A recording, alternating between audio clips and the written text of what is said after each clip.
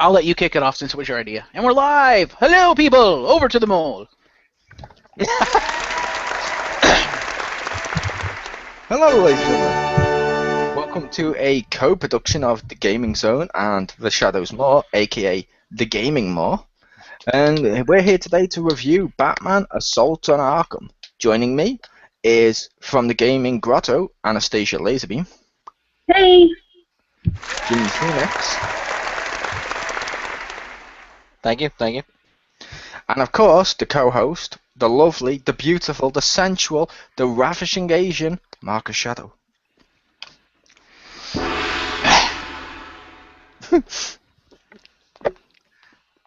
Hello. Yes, I was going to say, I guess he didn't like his intro. But I did no. it, but whoever did the gong drowned me out. Because I did the gold dust thing. I went... fair enough. I heard that. It sounded like a sigh of contempt. Like, damn you. But no, we're here to talk about the Assault on Arkham, which I believe had set a few years after Arkham Origins, but before Arkham Asylum. So, yeah, who wants to kick it off with the story? The story. Go read the Suicide Squad comic. That's the story. In a nutshell. Yeah, sort of, yeah. True, but in all fairness, Arkham Asylum is basically the fucking Arkham Asylum comic in a nutshell. Not really, but No, not really. But yeah, the story did feel weird. No, basically, the story is Amanda Waller decides to pull together the Suicide Squad for a suicide mission, obviously, to break into Arkham to find stuffs and then mislead them. No, they were looking for the Riddler's cane. She wanted the Riddler dead. Spoilers. No, they were looking for the Riddler's spoilers. cane. Killer Frost was looking for the Riddler. Yeah, which I have to say, wait. So let me get this straight. Amanda Waller puts bombs in the base of their neck and sends Killer Frost after Riddler, knowing why she wants Riddler dead, and didn't expect Killer Frost to turn around and tell her to fuck off and be like, no, I'm going to get this thing out of my head. I'm like, okay, no, the logical person to send after Riddler, knowing what she knew and why she wanted to kill Riddler, the logical person to send after her would have been Floyd Lawton, Deadshot. Because he's all about the kill, he's all about the mission, because he's an assassin. If you say, I want him dead, no questions asked, he'll go out there and he'll kill him. That, and because Deadshot, as the name implies, uses, guns, as opposed to Killer Frost, who has to actually grab you by the friggin' neck. So there'd be less of a chance of Riddler actually talking to him.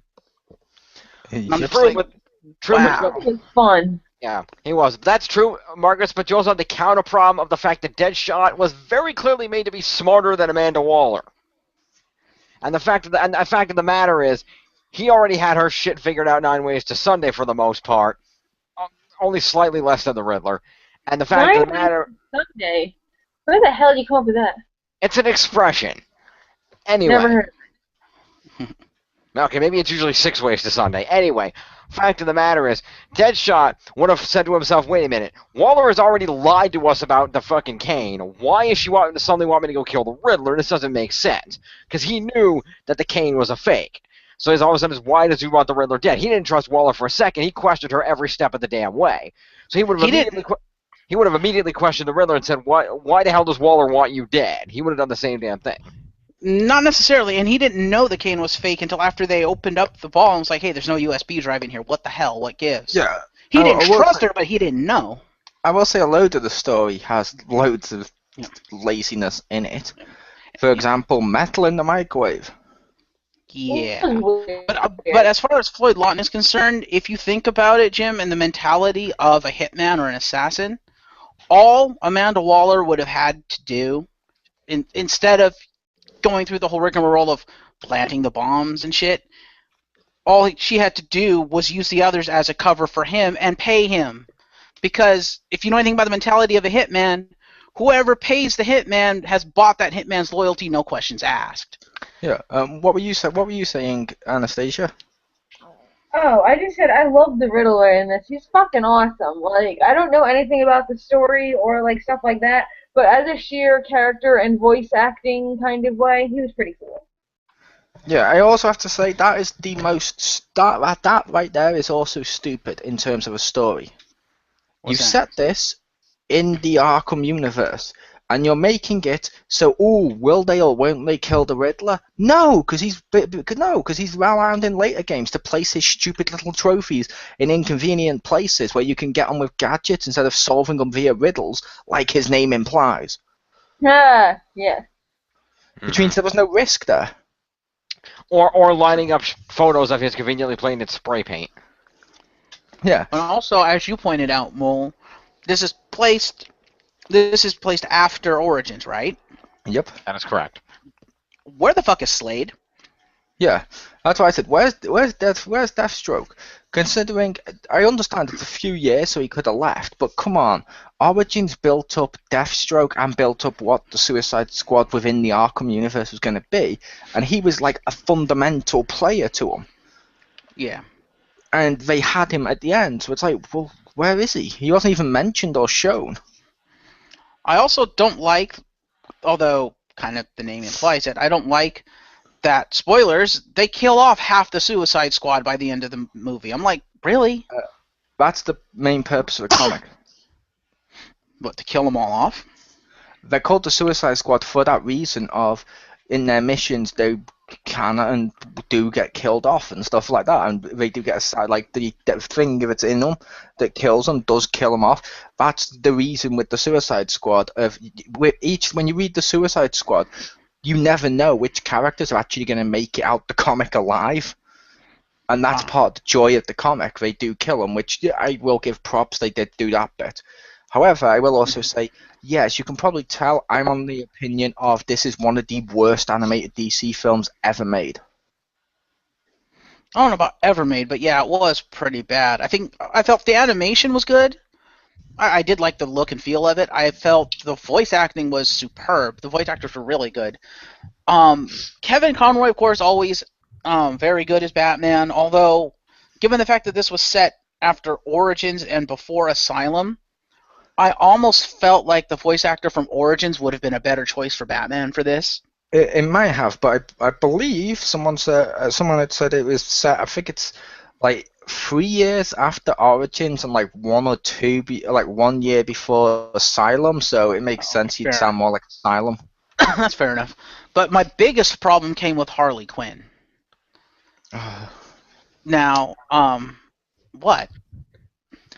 No, I went her because of like the thing of like what I mentioned to you of I hated how over sexualized it was between Harley and Frost and stuff.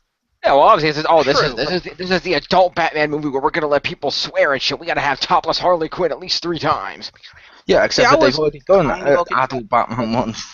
Yeah, but my problem was the fact that, okay, yeah, I love the look. They finally gave her the Harley Quinn mask. Thank you. Yep. But my problem was, if you look at the design of Harley, it's, and rightfully so, quite obviously the Arkham design, right down to the facial structure, which anyone who knows any of the backstory of, the behind-the-scenes stuff of the Arkham stuff, they designed Harley Quinn in Arkham to reflect the voice actress Tara Strong. And while the voice actress for Harley in the movie, was it like Lyndon Walsh or something like that? Is her name? Hayden Walsh. Hayden Walsh. She did a great job. Don't get me wrong. The voice was actually pretty good. I thought it was too high pitched for Harley, and just using that design for Harley with that facial structure, I found it hard to basically believe her as Harley. With that specific look, I expect to hear Tara Strong, just like if I were to watch the animated series, I cannot envision any voice coming out of Harley Quinn from the animated series other than Arlene Sorkin. I'm sorry, I just can't. Oh, I thought it's worked out well. I believed it was her. It sounded like her. I will say the voice. I will say the voice for Harley didn't bother me as much as every person in this film bothered me with the voice. Right. Really? I like the voices of the voice acting in this film was crap. There was what's the word? There's no back and forth. There was like no chemistry between them. I get the sense each one was filmed separately. That's possible. Well, Although to be fair, And what it the sounded story it sounded like some of them, even Kevin Conroy, was phoning it in. kind of, but to be fair, this movie probably didn't have the kind of budget as some of the other animated movies do. That's number one. Number two, with the story of this movie, at least as it pertains to the Suicide Squad themselves, a lot of the characters, this is the first time they've met, so it makes sense that they have kind of no chemistry, that they don't like each other. And I think the characters that were supposed to have chemistry did have chemistry, and I think it worked, like Floyd and Captain Boomerang and Harley Quinn. Yeah, but I would say even if they're not supposed to like each other or not trust each other or something, that would be some sort of chemistry. Chemistry doesn't always mean good. It can be bad chemistry or something. There was nothing there. I got a sense that they were just like I said, filmed separately and just pieced together at the last minute. And there's almost no excuse for it. Because like I said, there's been other mature Batman films, there's been other mature DC films, most of which, like nearly all of them, are totally worth checking out. This was just, like I said, it felt lazy. It felt sexist. It felt lazy, and I don't know. It just irritated me. I didn't like this as much. And again, why the fuck was everything Joker? Again, you had a chance to tell a story that didn't involve Joker. If you say the other ones are a lot better than this, then like I want to check out the other ones because I like this one. So if these other ones are better than this, then I would like those. See, kids, like I said, I would say that them filming it separately like that and not having chemistry, I think, kind of worked because the way you described how it felt like it was recorded to you, it sounds to me exactly like the characters and the plot of this movie. They were just randomly thrown together. And they've never worked with each other before, and they were just randomly thrown together. So it worked, I felt. And if you have a story where you have Harley Quinn breaking into Arkham Asylum, you really expect there not to be Joker? Really? What kind of Batman fan are you? Yeah. And I will expect better, well-written material and doesn't set for lazy pandering. Every Batman thing is always sucking Joker's dick. I mean, seriously, can they just leave Joker? Yeah. Like he could be there, Plus, but Plus, I would also say, based on how modern Harley, how she looked in the Suicide Squad, is about everything. And other than Joker, she's completely got over him. She's now self-sufficient. What kind of Batman fan are you that you want her to suddenly go back to the one that everyone agreed was the worst type of thing for Harley to always be Joker's pawn? No, I never said I wanted her to do that. I just said, knowing the Batman universe, I kind of expected that. That also goes into another problem I had with the story, but before I go into that, the whole Joker thing, to be fair, at the end of Origins, Joker was in Arkham, was he not? And then in the beginning of Arkham Asylum, he's being brought back to Arkham. So it makes sense that the movie set between them would have Joker busting out so he could, talk to the doctor, fund her shit, find out all that stuff, and want to come back to Arkham. It wouldn't make sense for him to still be in Arkham by the end of the movie. It does, but it's set years after after Origins game. He could have escaped any time. It's just like what we talked about with Arkham Origins. It was advertised as a Black Mask story, and we got a Joker story. This was advertised as a Suicide Squad Joker story, and it felt more like a Joker story. Fair enough. But yeah, what I was gonna say about the story that just made me scratch my head and go, yeah. And I don't know how much of this came from the comics. I didn't read the Suicide Squad comics.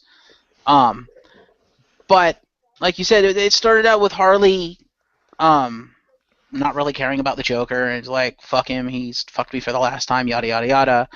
I want Floyd. And then from what I understand from what you told me about the comics, Mole, doesn't Floyd basically tell her to fuck off later, and she gets all pissed off, and that's why she goes back to Joker in the comics? Well, in the show, she just kind of went back as a... Mole, your voice became feminine. Yeah, I was going to say, no, in the comics with what they were doing with Harley, at least recently, from where I'd read up to and stuff with Suicide Squad, they were deliberately keeping her away from Joker, and deliberately making her her own character that can stand alone and didn't need to constantly be basically like everyone always wants with Harley, of, oh look, Joker's around, now she's the submissive one again. It's like, fuck off with that, let her be her own character. But it makes sense for this universe, sadly, because of how she is in the Arkham games, and it's before them, fair enough. I just didn't like the fact Joker was there. Like I said, and the fact they were recorded separately and they weren't meant to have chemistry, the whole thing with Suicide Squad, when you read the comics and stuff, is they're put together at the last minute, but throughout the comics you do get a sense of chemistry and stuff between them, because you get a sense of sort of that, you know what I mean, like we're in this together type deal. Even though they don't like each other, you get a sense of they're in this together. Yeah, they'll stab each other in the back if it means they're the ones that get to survive, but at the same time they sort of have a common bond, and it felt this film just I don't like I don't know, it just felt this film was lazy. Yeah, you didn't feel that bond. I can understand that. But going back to what I was saying, the problem I had with the story was the fact that they built that up, and they were like saying, you know, have her all pissed off at Joker and stuff like that. And then in the end, she's all like, this was all part of my plan, Puddin'. My plan was to use him to get into Arkham to bust you out. I'm like, wait, what? Like, it felt like that came out of nowhere, and I was like... It did come out of nowhere. The whole point was that she was like, said, okay, apparently you guys are losing, switching sides to keep myself alive. Boom. No, that is not what happened. Okay, I think you guys missed a little nuance in the film right here. Here's how I viewed this scene. This film had nuance? Well, it may have. Here's what happened. What happened here was Harley Quinn was with the Suicide Squad. She saw Joker show up and go crazy. She knew the Suicide Squad was no match for him, so her goal there was to throw herself back at the Joker to distract him long enough to get him away so he wouldn't shoot her new guy Floyd in the face. I think her entire purpose going at the Joker, she didn't want to, but it was the only way to keep Floyd from getting shot in the damn face. Same thing when it got later on, where they're in the fucking helicopter and she's trying to decide who to shoot. The fact that the manner is, it's supposed to indicate that, yeah, she likes Floyd a lot, and a lot of it she doesn't really want to be with. There's a part of her that can't, you know, that's addicted to the Joker, they can't get away, but her more, you know, conscious doesn't want to be with the Joker.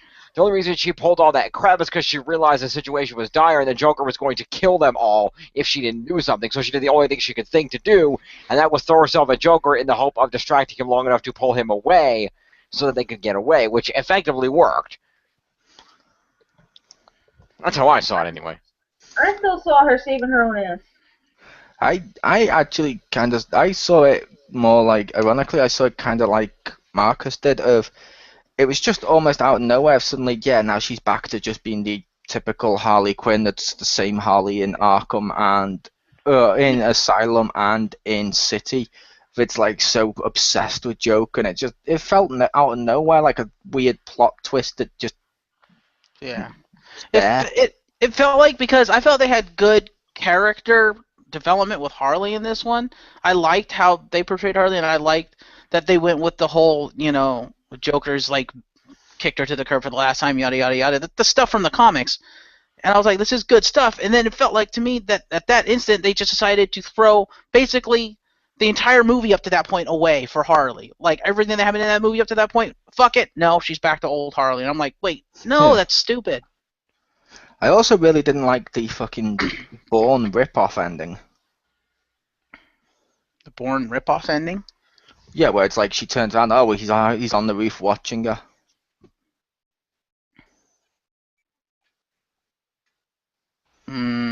Oh. And where Deadshot's on the roof with a sniper rifle on Amanda Waller's eyes. I thought that was kind of cool. I kind of like that they leave it up to your imagination of whether he actually kills her or not. I'm pretty sure. He said boom. Yeah, he said bang, but boom, but he didn't pull the trigger. Yeah, but like.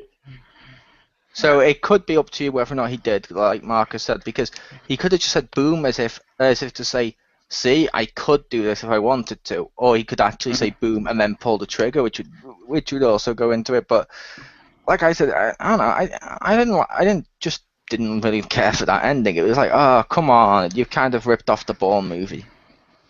I've never seen the Bourne movie. I kind of liked it because he shows up with, I'm assuming that's like his daughter or something, and yes. I like it because he was basically the main character of the movie, and they made him sympathetic, and you know, he was smart. He's an assassin, but he wasn't necessarily evil, if that makes sense. And I kind of like that the final scene of the movie is with him, and you get to see some closure with him because you see that he, finally did get to his daughter, and his daughter is like safe with him, and he's now letting Waller know, like you said, fuck with me and I'll kill you, kind of thing. Or he ends up killing her, you don't know. And I kind of like that. It feels like a closure ending while leaving it up to you what kind of closure he has. Yeah, well, I will also admit, like Joker mentioning he worked with him in the past. I'm thinking that has to be part of the Blackgate game, because Deadshot was in that, and he was a completely different character. Oh? Yeah, he was more like the more cold-hearted mercenary Deadshot than that one we got there, which I understand he had more three-dimensionalness to him and stuff, which is kind of cool, but in terms of the universe, it just sort of fell out of place, and that was another thing that sort of fell out of place. A lot of this movie felt weird and out of place. Like, one of the big ones is, why was Bane in Arkham? Yeah, that's true. And I didn't like that they basically ripped straight out of Arkham Asylum and tossed him off the bridge. I'm like, wait, but isn't he supposed to be recaptured so he can be experimented on? Are you telling me Gordon actually went into the fucking Gotham River to fish Bane's body out? Yeah. If Bane's body's even still there, because Bane is still alive. He could swim away. Yes, but no, Gordon didn't pull him out of the river. I believe it was well established that fucking scientist who pulled him out of the river so he could do Titan experiments on him. Yeah, but I still have to ask, why the hell was Bane at Arkham, like I said? Because Bane doesn't belong in Arkham. He's not insane. Yeah. I think they did it as a nod to Arkham Asylum, and it just didn't work, because if you notice, the setup that they had Bane up was the setup that they had in Arkham Asylum when he had the experiments run, which doesn't work in this movie because it's before he had the experiments run on him, so he shouldn't be strung up like a fucking science experiment. Yeah, and it's like, Bane, in my opinion, is one of those villains like Catwoman and stuff that they don't belong in Arkham, they belong more in Blackgate. Mm-hmm. Also, did you notice the Batman Returns like little homage thing they did, Mole? Which one? At the beginning with Harley Quinn. I don't think so. When the Suicide Squad lets her out to go trash the toy store to get Batman's attention, when she goes up to the window, she does the same thing Catwoman does in Batman Returns. When she first Catwoman, when she comes up to the window and there's that smiling cat face in the window, and she puts her face up to it. Harley Quinn did the exact same thing at the beginning of this movie. Fair enough. And I saw that, I was like, they're referencing that. It's kind of out of place, but cool. I will say my favorite part of the movie was probably when Joker's talking to Deadshot, and Deadshot's like, you've run out of ammo. Go on, take your shot. Go on, you've run out of bullets. I have not. You've run out of bullets. And then Joker just pulls the gun and shoots it. And I go, see, I told you. Boom, gets punched. Yeah. That scene was kind of funny. You're running out of bullets, and when you do, I'm going to punch you in the throat and your brains out. Yeah, and then they're like, wow, you out crazy the Joker. And I was like, that whole thing is kind of funny. I like that whole scene. That's awesome. I liked Floyd Lawton in this movie. He was my favorite character of this movie. So I liked his character arc. I liked how he was portrayed because I'm not a huge Deadshot fan. I've not really seen him in the comics, so I didn't go in with any preconceived notions of how he should be portrayed.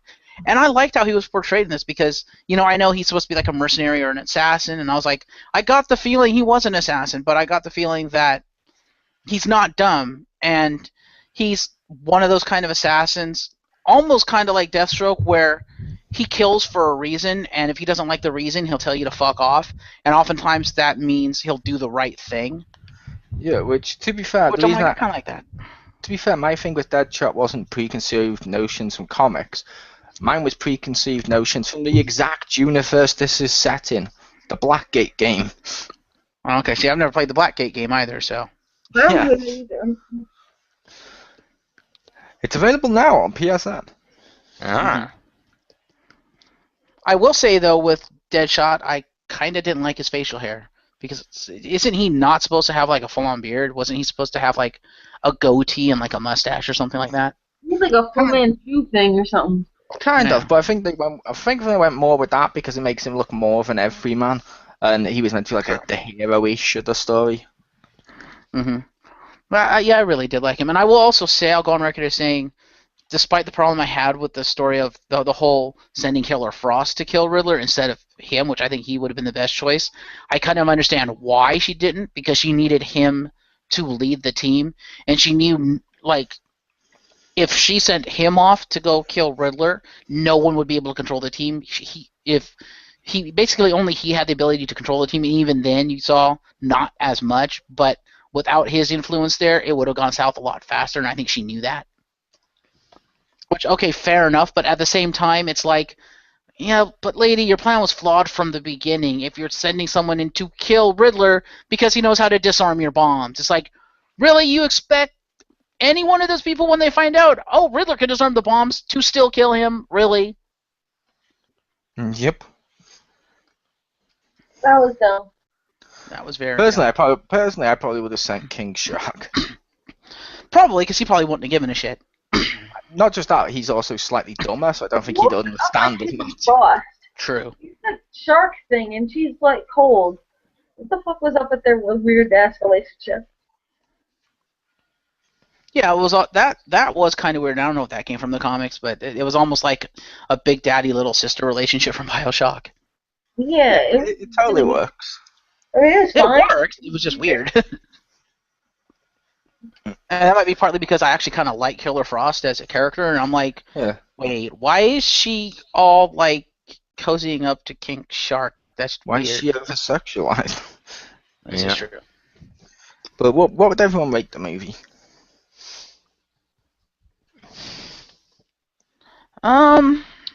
If you haven't seen any prior material, comics, or anything else, then I'm gonna say it would probably be like an I 8 just or meant 9. as a movie. I'm not about anything else, just as a movie, Anastasia. As a movie by itself, I liked it, so I'd say 8.5. Fair enough. Yeah, I agree with Stacey, and I think it's a fact that she and I aren't familiar with the source material and the comics, and whether or not you have that changes your opinion on it as a movie. That's what you have to realize, Mole, is that depending on your background and what you know going into this, that's going to change your perspective on it as a movie. Like, for example, someone like Stacey and I who have never read the comics or anything, and Stacey hasn't even played, the earlier we haven't played the earlier Arkham games, or at least I haven't. I don't know if Stacey has. And the fact of the matter is that based on that, I really liked the movie. I thought it was great. I know Stacey liked it too, but had we seen the comics, we might not have liked it as much. Yeah, or like play Blackgate, which apparently, according to you, because I guess you've played it or whatever, if you've seen the story of it, apparently it draws heavily from that, especially for the character of Deadshot, which I've never played that game. So I didn't say it drew heavily from it. I said it ignored it, except for mentioning Joker used him as a thing. But like I said, most of my complaints weren't complaints about it based on comics. Most of my complaints were the voice acting, the laziness of the writing, the over-sexualization and basically sexist towards females, which all of that I can get from it as a film. See, I don't think it was over-sexualized. I thought that they could have toned it down, yes, but I felt, given the world that it was in, aka Arkham Asylum, I felt it worked. Because as we talked about earlier with Poison Ivy, she was depicted that way in Arkham Asylum, and therefore depicting her that way in this movie works. And I think females in general in the Arkham games, as few and far between as they are, I think it kind of works. And especially if you're trying to do, especially on the Harley Quinn side, where if you're trying to do this love triangle and you're trying to do the story from the comic where she, bones Floyd Lawton, yeah, you don't have to show that. But if they're deciding to go that direction, you kind of have to sexualize it a little bit. And I didn't feel that it went into the realm of sexist, and if you did, that's fair enough. It's your opinion. I did, because there was no need for her to be naked and stuff. That was weird. I'll admit, but then again, I've never seen any Yeah, based on the based on the voice acting, based on that, like I said, how the story felt all over the place at parts of it and really lazy in other parts, and how we got female, we must make her naked. It felt like a 12-year-old wrote this. I have to give it I'm gonna give it a 6. Fair enough. I didn't feel it was as over the place as you thought it was. I felt kind of like you that the Joker subplot was kind of shoehorned in. I did not like that at all. I didn't mind Joker being there. I didn't mind the whole Harley Joker thing being in there, but the whole Batman Joker subplot, the whole subplot of the bomb and stuff, I felt that was needlessly shoehorned in, and I thought they could have worked the Joker in better. So some points will be knocked off for that, because I'm just like, you just shoehorned it in so you could have Joker. No, just no. But the Suicide Squad plot, I actually kind of enjoyed. It was kind of clever. I was like, I see what she did. And some of the dialogue was actually pretty good. Like you said, the whole Floyd Lawton Joker thing. And I really enjoyed Floyd Lawton. I thought he was a great and well-written character for this one. Yeah, some of the recordings. The Batman plot but was weird. That's what I just said. Yeah, and it felt, and I guess rightfully so, because this was supposed to be focused on the Suicide Squad, so they got at least that right. That Batman was more a side character for this story, which I approve, because the focus should have been the Suicide Squad. Unfortunately, the focus was more on the Joker, but yeah. But I don't know. I think if you go into this movie not expecting the Arkham, well, and the thing is, they drew heavily from the Arkham games too. I noticed, which I don't know if it was good or bad. But if you look at the way the combat, the fighting was choreographed, it was choreographed like the fighting system from the video game. Which, well, kind of cool to see that animated in, like a movie style instead of in the video game was kind of cool. It was like, that kind of action almost doesn't work for a movie. So yeah, if you go into this knowing that it's it's based on the video game, it's set between the video games, and you've played the video games and you know the stories and stuff, you would probably get a kick out of it. However, if you go into this not having played any of the video games and expecting just a good Batman movie, yeah, you won't get that. So another weird thing was how clean cut the head explosions were. Like, if you blow someone's neck off, you're gonna get a fuck ton of blood. It's like, no blood. Like, that was weird. I mean, I understand you might not want to have it because that'd be gross or whatever and freak people out, but like, that was really weird. Like, there was like at least 4 people whose heads fell off, okay? And there was like no blood splatter at all. Like, literally none. 2 things. One, PG-13. 2, it could have been a function of the type of explosive that Waller used. That when the explosive went off, it contained the blood. There were 3 different explosions and still no head splatter. Which, FYI, I have to point out, like I've mentioned in the past on stuff like this, that is a major problem in your country. What?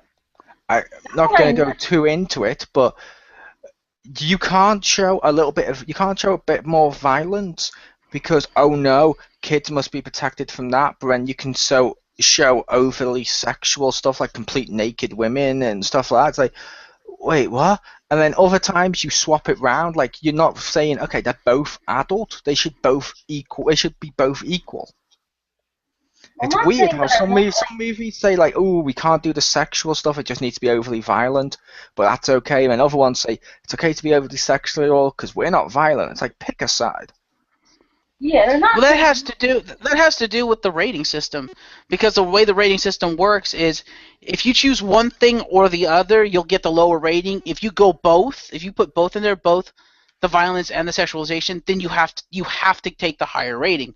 That's why a lot of movie stuff, especially made in Hollywood stuff, that's the reason why they choose one thing over the other, because they want the lower rating. But like, I'm not asking for like over like like super mega gore or anything. I just wanted it to make sense. Like, yeah.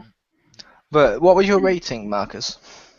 My rating, I'll give this movie a 7 out of 10. I thought the voice acting was actually pretty good for the most part, and like I said, I didn't have too many huge issues with it. And the issues I had with it, I felt were more nitpicky and geeky. So fair enough. As a movie, I felt it was decent. Yeah, I can agree with Marcus on that. I also like to say that even though not all the voice acting was perfect, I will just say that of the voice acting, Troy Baker once again knocked it out of the park as the Joker. He was just gleefully getting to be in the role again.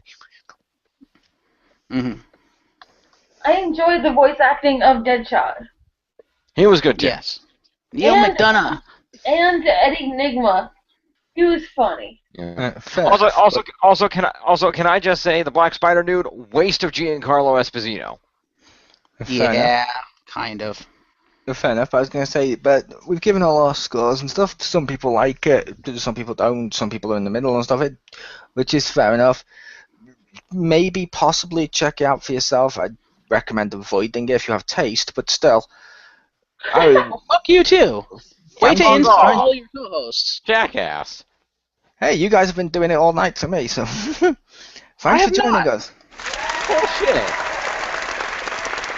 All entitled to our opinion here. We are. I'm just waiting for the call to end. Asshole. I don't control the call. I know. Them